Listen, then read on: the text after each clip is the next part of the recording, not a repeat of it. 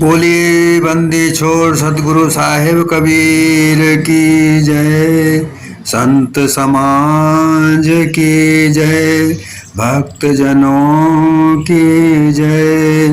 साहिब बंदगी, साहिब बंदगी, साहिब बंदगी। सतगुरु कबीर बीजक साखी प्रकरण साखी 277। कर बहिया बल आपनी छाण बिरानी आस, जाके आंगन नदिया बहे सो कस मरे प्यास।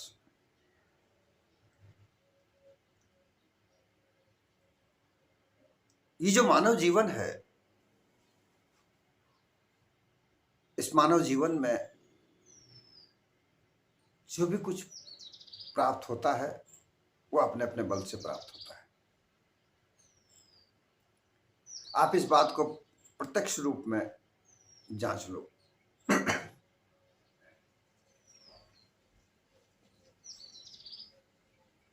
जैसे ही बालक स्कूल पढ़ने जाता है, हम देखते हैं, हम भी सब बालक ही थे, स्कूल पढ़ने जाते थे। हम आरंभ से पढ़ना सीखते हैं,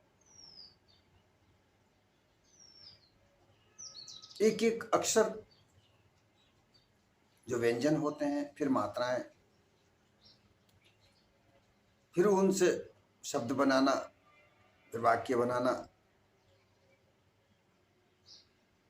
फिर कुछ लिखना, ये सब हम आरंभ से सीखते हैं। जो शिक्षक हमें सिखाता है, हमको उंगली पकड़कर वो लिखना सिखाता है।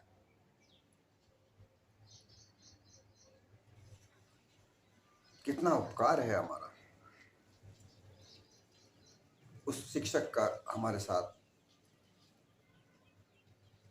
वो उंगली पकड़कर हमको अक्षर लिखाना सिखाता है। कितना उपकार है हमारा माता पिता का कि वो उंगली पकड़कर, माता या पिता, हमें स्कूल तक ले जाते हैं।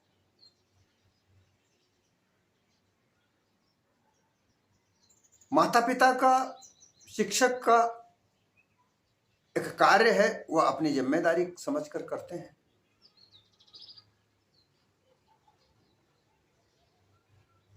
अब उस बालक की क्षमता पर निर्भर करता है कि वो कितनी जल्दी स्कूल जाना सीखता है। स्कूल में हम जब जाते थे रोते थे। मैं भी पहले आरंभिक स्थिति में जब स्कूल में गया, मेरी माँ मुझे ले जाया करती थी तो मैं रोता था, डर लगता था स्कूल जाने में। धीरे धीरे वहां मेरे मित्र बने, दोस्त बने, फिर हमारा मन लगा, फिर उन दोस्तों के साथ हम स्कूल जाते। फिर हम कभी कोई किसी कारण से स्कूल से रुक जाते तो हमें उन मित्रों की, दोस्तों की याद आती, तो हमारा स्कूल से लगाव हो गया। फिर बिना माँ के हम जाने लगे। फिर स्कूल में जो हमें शिक्षक पढ़ाते थे, अभी का तो पता नहीं क्या मेहनत करते हैं, क्या नहीं करते। शिक्षक करते होंगे, परंतु हमारे समय में बहुत शिक्षक हमारी मेहनत करते थे, एक एक अक्षर को उंगली से पकड़कर सिखाते थे। इतना करने के बाद जब साल भर पूरा होता है और परीक्षाएं आती हैं, तो वही शिक्षक हमसे वह प्रश्न पूछते हैं जो उन्होंने सिखाया। फिर वो हमें उंगली पकड़कर लिखना नहीं सिखाते, फिर वो हमें हमारी क्षमताओं को देखते हैं और वो उसी के आधार पर हमको पास करते हैं। किया है ऐसा, हमने देखा है। बालक से बड़े हुए, बड़ी स्कूल पहुंचे, कॉलेज पहुंचे, यह का यही शिक्षकों का अपना अधिकार रहा, उनका कर्तव्य रहा कि उन्होंने हमें ज्ञान देकर विद्या दी। उस विद्या से जब पढ़ लिख कर विद्वान बना, फिर इस संसार में उस विद्या के आधार पर धन कमाने का साधन ढूंढा। फिर वहां शिक्षक नहीं, वहां फिर हमारा वो शिक्षा शिक्षक ने जो हमें दी और उसका हमारा जो अनुसरण है और फिर उससे हमारा जो अनुभव प्राप्त हुआ, उसके आधार पर हमको धन कमाने का साधन प्राप्त होता है। ये सभी के साथ होता है, ये हम सब जानते हैं। यहां साकी सदगुरु कबीर की कहती है कि कर बहिया बला आपने, बहिया अपना बाहुबल को करो। अब आजकल तो एक शब्द बड़ा प्रचारित होता है, बाहुबली।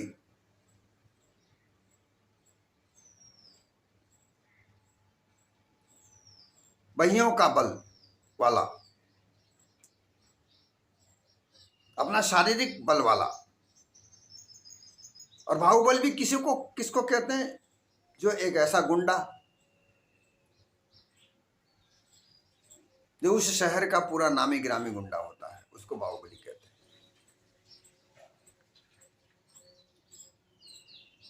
उसके पास सब साधन है, क्योंकि उसने अपने बाहुबल से खूब धन कमाया है, लूट खसोट करके, धोखाधड़ी करके,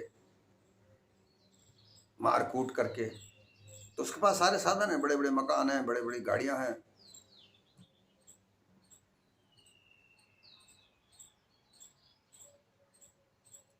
उसका भय व्याप्त है। वो गुंडागर्दी भी किसी ना किसी गुंडागर्दी सिखाने वाले शिक्षकों के पास, जो वो गुंडा सिखाने, जो बड़े बड़े गुंडे होते हैं, उन्हीं के पास तो जाकर के वो रहते हैं पहले। फिर वो गुंडागर्दी सीखते हैं, फिर बड़े गुंडे बनते हैं।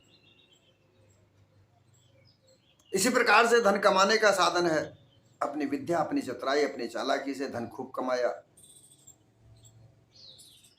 नगर सेठ हो गए, देश के सेठ हो गए। ये सब उस शिक्षक की शिक्षा से शिक्षा प्राप्त करके, अनुभव प्राप्त करके, फिर उसमें अपनी बुद्धि का बल लगाया। जितना अपनी बुद्धि का बल उसने लगाया, उसके आधार पर उसने धन कमाने पर अपना मन लगाया, तो धन कमाते कमाते इतना बड़ा बन गया कि देश का नामी गिरामी सेठ हो गया। कोई नगर सेठ हो गया, कोई गांव का सेठ हो गया।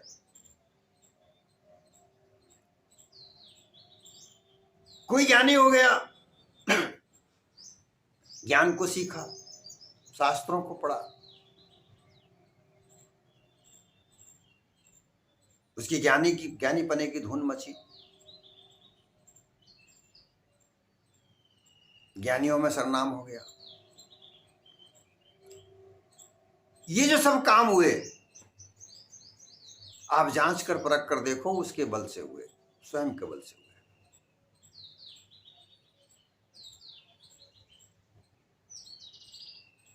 शास्त्र सब पढ़ते हैं, शिक्षा सभी लेते हैं, परंतु कोई एक उनमें से विशेष निकलता है, ये हम जानते हैं। वो अपनी हर तरह की इच्छाओं को पूरी करता है। उसके साथ पढ़ने वाले लोग कहीं दूर पिछड़ जाते हैं।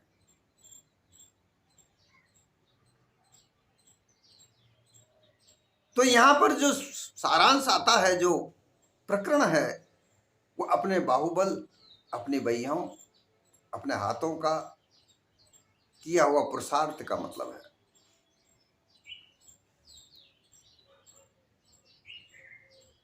अपने पुरुषार्थ से, अपने मन चित्त बुद्धि शारीरिक बल से किया हुआ पुरुषार्थ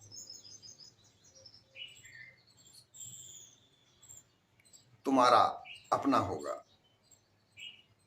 और उसी से तुम संशय मिटा पाओगे, दुर्मतियां मिटा पाओगे, निश्चय निर्भर हो पाओगे।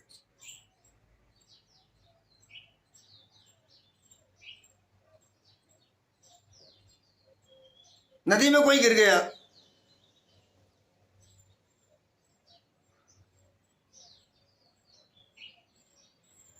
वह तैरना नहीं जानता, उसे निकालने के लिए कोई तैरने वाला कूदेगा, उसे निकालेगा, लेकिन वो उसकी कमर में हाथ डालकर वो खुद भी तैरेगा और उससे बोलेगा तेरे हाथ पांव हिला, हिला तेरे हाथ पांव, जब उसको वो साथ लेके आएगा। अगर जो डूबने वाला व्यक्ति है, अगर वो हाथ पांव नहीं हिलाएगा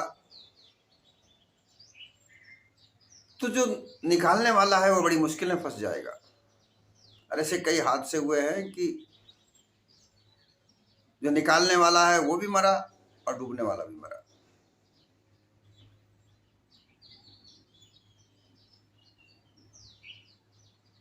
तो यहां पर बात सामने आती है कि जो भी कुछ हुआ तुम्हारे बाहुबल से हुआ। अब ये बाहुबल का तरीका गुंडागर्दी का भी है, ज्ञानियों का भी है, धनाधिपति का भी है। बाहुबली जो गुंडागर्दी से करता है तो वो तो गुंडा ही रहेगा, वो परोपकार क्यों करेगा, उसका तो स्वार्थ सिद्ध करेगा। अगर कोई बाहुबली है जो परोपकार करता है, दीन दुखियों की सहायता करता है, लेकिन अपने बल से करता है, किसी के दूसरे के सहारे नहीं करता। कर भैया बल आपने अपने बल से जो भी कुछ पुरुषार्थ करना है, जो पुरुषार्थ करके तुझे मुक्ति प्राप्त करनी है, मोक्ष प्राप्त करनी है, इस संसार सागर से पार होना है। अर्थात कहावत है कि संसार सागर से पार होना है, नहीं पार होकर के कहाँ जाओगे। अर्थात इस संसार में सत्य और असत्य के द्वंद्व से निकलकर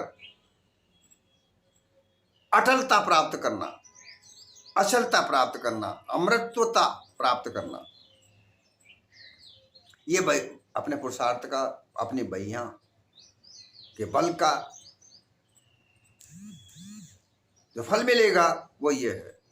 इसके लिए अपने बहिया बल का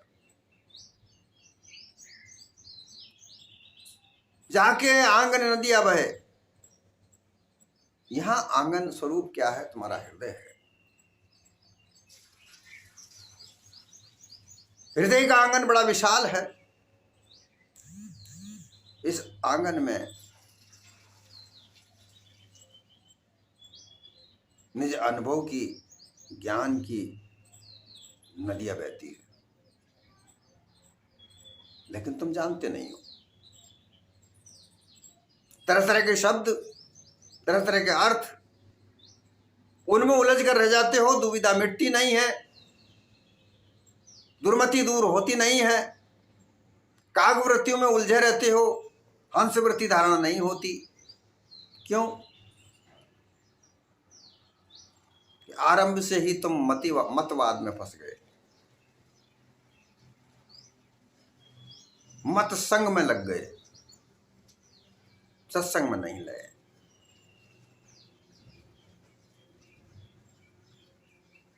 भ्रम ही रहा सब शब्द मोह, शब्द ही शब्द ना जान। गुरु कृपा निज पारख बल, पार की धोखा जान। अर्थात धोखे का ज्ञान को पार की जानता है। कैसे जानता है? गुरु प्रताप से। पारखी गुरु के साथ बैठकर उनकी संगत करे, एक एक शब्द का सार निकाले। बिना सार शब्द के पाए ज्ञान का जो धोखा है, ज्ञान का भी धोखा है। यहां गए पारखी धोखा ज्ञान।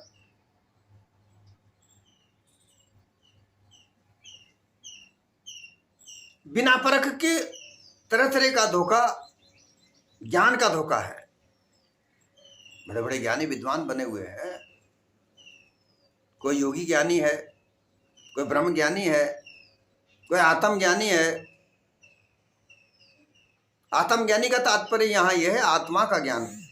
आत्म ज्ञानी का सतगुरु कबीर ने आत्म ज्ञान बिना नर भटके वो निज स्वरूप के लिए कहा है, निज ज्ञान के लिए कहा है, अपने स्वयं को जानने के लिए, निज बोध के लिए कहा है। लेकिन यहाँ एक परिपाटी एक अलग चल निकली है कि आत्मा का ज्ञान, आत्म बोध, वो अलग ही एक परिपाटी चली हुई है। उसे योगी लोग करते हैं। आत्मा को परमात्मा में मिलाने का वो अपना एक अलग कॉन्सेप्ट अपना उनका होता है, वो भी धोखा है। कितने ही प्रकार के योग करते हैं, उन योगों को करने के पहले कितनी क्रियाओं से गुजरते हैं, उन क्रियाओं में कितनी सारी बातें होती हैं।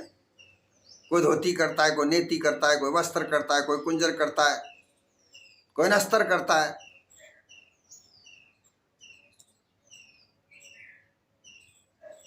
कोई खेचरी मुद्रा लगाता है, कोई भूचरी मुद्रा लगाता है, कोई अगम मुद्रा लगाता है, कोई अगोचरी मुद्रा लगाता है, कोई ध्यान करता है।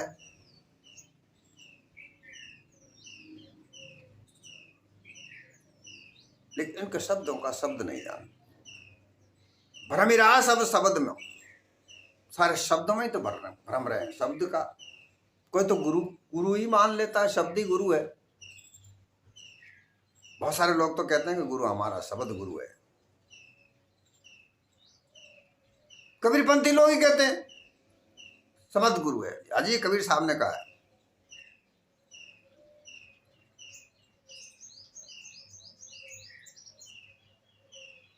शब्द हमारा आदि का, यूं कहा साहब ने।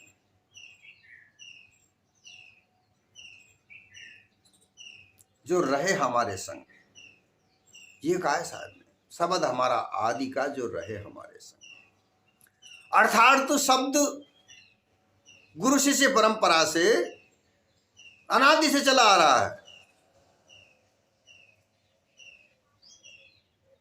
शब्द का अर्थ अगर बिना गुरु के मिल जाए तो फिर बात ही क्या है। साखी कहती है, गुरु कृपा निज परख बल। बिना गुरु बल की कृपा से शब्द की परख नहीं हो पाती। पारखी धोखा ज्ञान, गुरु की कृपा होती है, गुरु की संगत करे, उनकी सेवा करे, एक एक शब्द का सार निकाल कर बताते हैं। तभी तो गुरु पूजनीय है, तभी तो सदगुरु कहलाते हैं कि एक एक शब्द का सार निकाल कर बताते हैं। शब्द शब्द बहु आंतरा, शब्द के हाथ ना पाओ, एक शब्द मरहम करे, एक शब्द करेगा। शब्द शब्द बहुरूप सार शब्द मत लीजिए।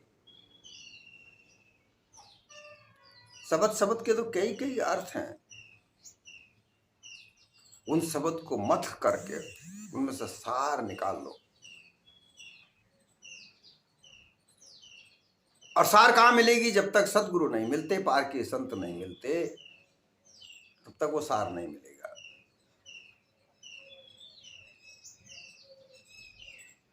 राम नाम जपते हैं, राम राम राम राम, जपने का मंत्र दे दिया, इसको कह दिया नाम है।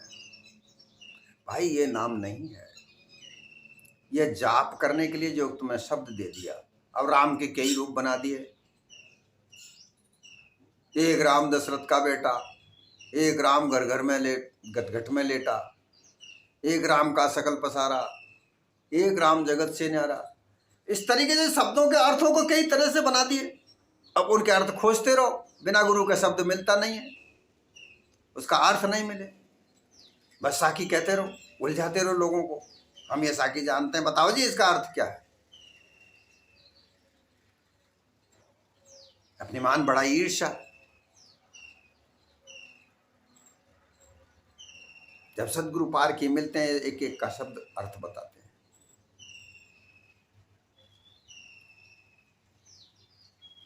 बिना सदगुरु की कृपा से उन शब्दों का सार नहीं मिलता। ब्रह्मज्ञानी गुरु, योगी गुरु, कर्मकांडी गुरु काल संधि झाई की वाणियों के द्वारा शब्दों का अर्थ बताते हैं।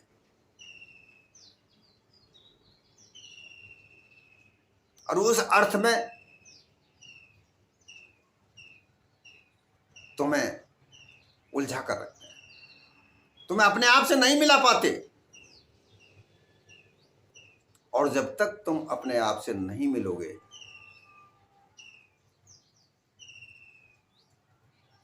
तब तक तुम तुम्हारे आंगन में जो नदियां बह रही है उसका पता कैसे लगाओगे? नहीं लग पाएगा। तुम तो दूसरे की आस में बंधे रहोगे, कोई पार करने वाला, ईश्वर हमें पार करेगा इस भवसागर से। ये जो भवसागर रूपी नदियां है, ये कोई ईश्वर है, वह पार करेगा हमारी पुकार सुनकर। तुमसे अलावा और कोई दूसरा है कहां?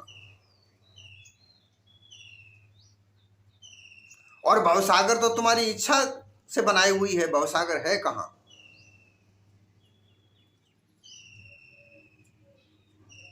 ये संसार को ही लोग तो झूठा बता देते हैं कि संसार ही नहीं है, तीनों काल में संसार नहीं है। तो फिर तुम कहां रहते हो? ये तुम्हारी देह कहां विचरण करती है?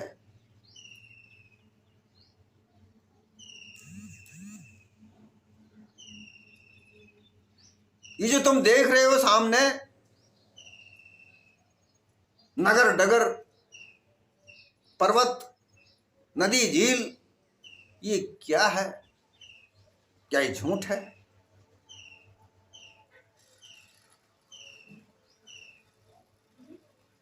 ये मानव का झुंड, मत पंथों का प्रसार,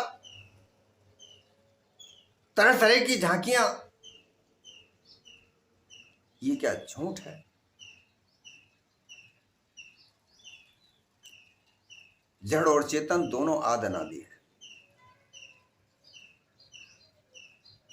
लेकिन चेतन एक रस रहता है, ये बदलता नहीं है। लेकिन जड़ का स्वरूप बदल जाता है, लेकिन है अवश्य। इसमें बदलाव निरंतर है, पर है अवश्य।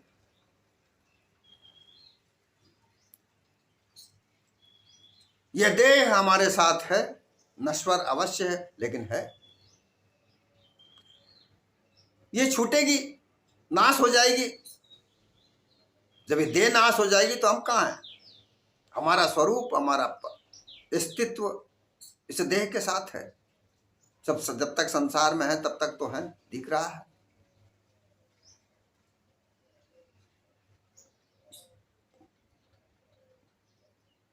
लेकिन हम जो है नहीं उसे तो मानते हैं कि पार करने वाला कोई ईश्वर आसमान में बैठा हुआ है, वो हमारी पुकार सुनेगा, वो हमें इस भवसागर से निकाल देगा, अर्थात हमें मार के ले जाएगा, प्राण निकाल जाएगा। धरती पे हमारी जो देह है ये पड़ी रहेगी। इसे पार होना कहते हैं लोग। तो फिर क्यों, अगर ऐसा ही है तो फिर क्यों तुम धन धान्य, मान सम्मान, ऊंच नीच, इनमें बंधे पड़े हो? ऐसी मान्यताएं क्यों बना रखी हैं जिसमें मानवता से मानवता को दूर किया जा रहा है? ऐसा क्यों बनाया गया? जब संसार तुम्हारी नजर में है ही नहीं, तो फिर ये ऊंच नीच, भेदभाव,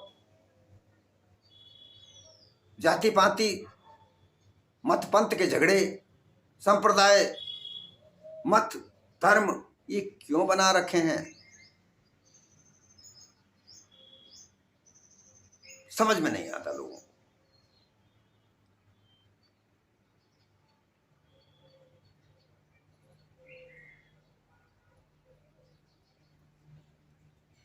अपने अपने मतों के अनुसार लोगों को मान्यताएं बना करके उलझाते हैं।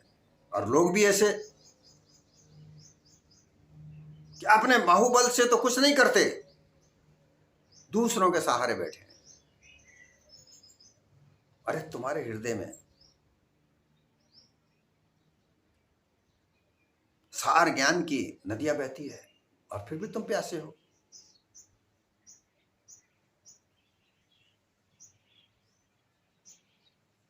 हृदय में जाओ, किसी पार की संत के साथ जाओ, सार शब्दों का प्राप्त करो, तुम्हें प्राप्त होगा, तुम्हारे पास ही है, सब कुछ तुम्हारे पास है।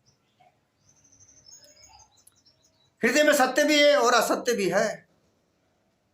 सत्य असत्य के बोझ तले दबा हुआ है, जो तुम्हें सूझता नहीं है, दिखता नहीं।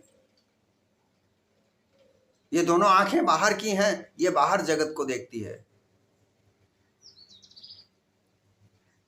लेकिन तुम्हारी अनुभव रूपी आंखें वो नहीं खुली। अनुभव से फिर चौथी आंख खुलती है, विवेक रूपी आंख। वो विवेक रूपी आंख जब खुलती है तो तुम्हारी तो चारों ही आंखें बंद हो रही हैं। अज्ञान दृष्टि में तुम हो, जहां अज्ञान दृष्टि है वहां तुम्हारी बाहर की आंखें भी बंद है, अंदर की दो आंखें तो क्या कहें। आगे की दो गई भी, ये की गई बोरा है।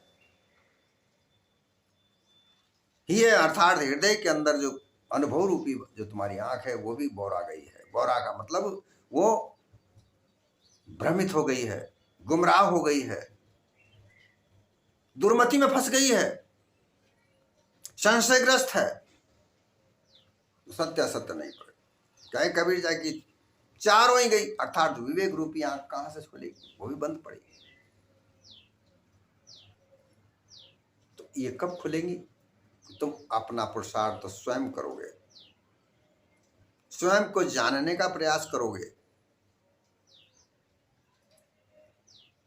अपने से अलग कोई परमात्मा है, कोई ईश्वर है, ब्रह्म ज्ञान है, इसको जब तक जानोगे, जब तक तुम्हारे हृदय रूपी आंगन में जो नदियां बह रही है उसको नहीं जान पाओगे।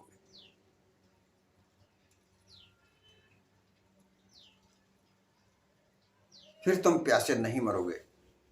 पार की संतों के पास जाओगे, उनसे जब तुम सुनोगे, सार शब्दों को सुनोगे, उनका अनुभव तुम्हारे हृदय में जागृत होगा, तो जो असार है वो सब निकल जाएगा, बह जाएगा।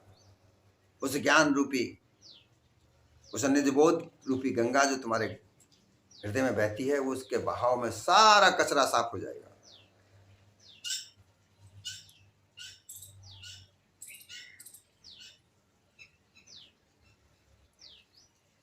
लेकिन तुम वो प्रसारित कर ही नहीं रहे,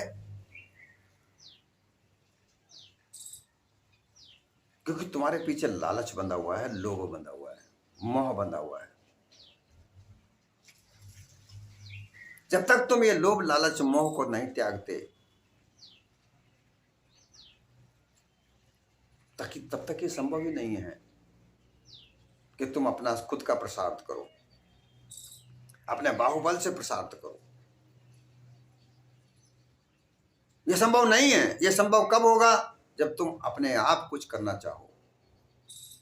ये अनुमान कल्पना से बनाए हुए मान्यता, उनको त्याग कर निज सार पर आओगे, निज सार को जानने के प्रयास करोगे, सार शब्दों को सुनने का प्रयास करोगे, क्योंकि तुम्हारा सार सुनने में तो मन ही नहीं लगता। तुम्हें तो गाना बजाना नाचना कूदने का मन है, मनोरंजन में तुम उलझे पड़े हो।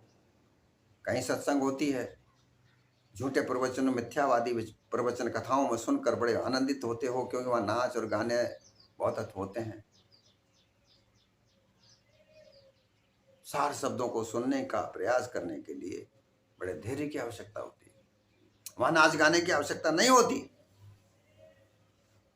ऐसी जगह पे जाकर के सुनने में अपना मन लगाओगे, तब तुम्हें वो हृदय रूपी आंगन में जो तुम्हारे नदियां बहती है उसका पता लगेगा। और जिस दिन तुम्हें वो पता लग जाएगा, फिर तुम कहीं भटकने वाले नहीं हो। फिर तो तुम्हें खजाना मिल जाएगा तुम्हारे पास में। दूसरी जगह खजाना कहां ढूंढते फिरते हो? जो भी कुछ है जो तुम्हारे हृदय में है, तुम्हारे पास है। हृदय तुम्हारा, तुम्हारी देह तुम्हारी, मन तुम्हारा, सब कुछ तुम्हारा, लेकिन तुमने इसको अपना मान करके, माना तो है अपना, लेकिन इसको स्वच्छंद छोड़ दिया। जिस तरीके से पुत्र का पिता अपने पुत्र को पालन पोषण का ध्यान न दे और उसको स्वच्छंद छोड़ दे कि हाँ हो जाएगा बड़ा, मेरा बालक है, कैसा भी हो जाएगा, तो फिर वह बालक कैसा बनेगा? उदंड बनेगा, वितंड बनेगा, क्रूर बनेगा, अज्ञानी बनेगा। फिर जब समय आएगा तो अपने बाप पर ही लाठी सबसे पहले मारेगा। इस तरीके से पीछे खुला छोड़ना इस देह को, ये तुम्हारा महामूर्खपना है। सब कुछ तुम्हारे पास, इसे खोजने का प्रयास करो, निज बल की बहियां करो, निज बल से, निज बहियां अपने बाहुबलों से पुरुषार्थ करो, निज बल को प्राप्त करने का प्रयास करो।